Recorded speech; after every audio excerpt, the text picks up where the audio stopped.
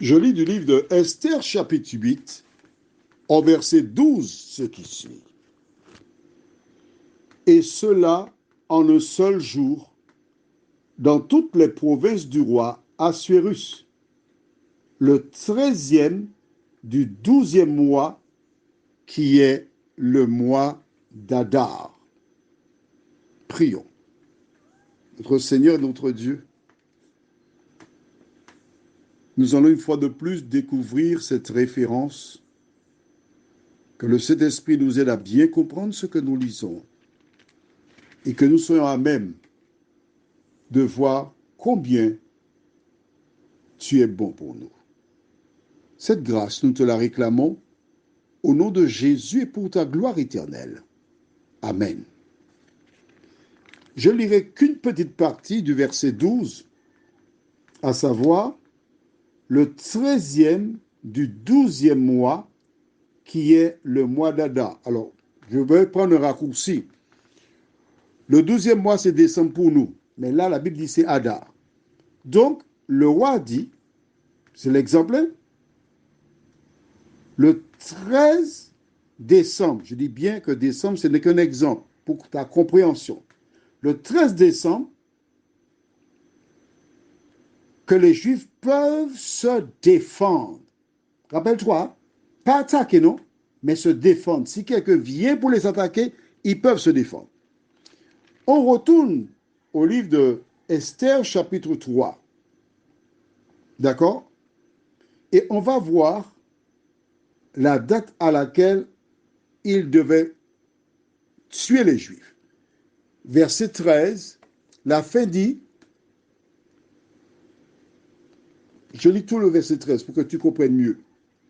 Les lettres furent envoyées par les courriers dans toutes les provinces du roi pour qu'on détruise, qu'on tue et qu'on fasse périr tous les Juifs, jeunes et vieux, petits et grands, femmes et enfants, en un seul jour, le 13e du 12e mois, qui est le mois d'Adar.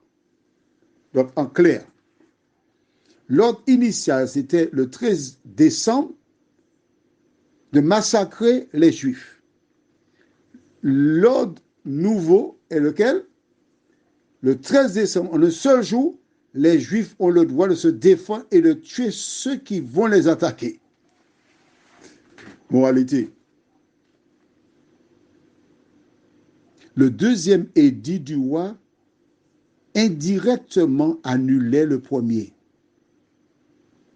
Le premier autorisait de les tuer le 13 décembre et le deuxième déclare si on attaque les Juifs le 13 décembre, ils peuvent se défendre et récupérer les biens de celles et ceux qui allaient les attaquer. Moralité. Que faire? Est-ce qu'on ira attaquer les Juifs? Pas du tout. Le deuxième annulait le premier. Et en même temps, le roi sauvait la face. Alors, bien sûr, on rencontrera toujours des personnes qui vont critiquer, poser des questions, dire mais pourquoi la première fois il a dit qu'on pouvait les tuer et maintenant il dit qu'ils peuvent se défendre? Mais ça les fait une guerre inutile, c'est du racisme. Des gens parlent l'air. Oh, jusqu'à ce jour, des gens parlent. Mais le roi ne pouvait pas se contredire. Il me fait penser à quand j'étais au service militaire. Pour imposer la loi, les gradés disaient, article 1, le capitaine a toujours raison. Article 2, que faire lorsque le capitaine a tort? Se référer à l'article 1. Il a toujours raison. Ça fait une confusion. Mais le roi a fait le courrier qu'il fallait avec la subtilité politique pour protéger et défendre les Juifs. La différence qui existe, c'est que les hommes mortels posent des actions et non pas tous les éléments. Mais le juge de toute la terre, l'Éternel, quand il dit quelque chose, c'est pour le bien de l'homme. Et il veille à le protéger. Prions. Notre Seigneur et notre Dieu, béni soit ton nom. Car à travers ce récit, tu nous montres combien tu aimes tes enfants.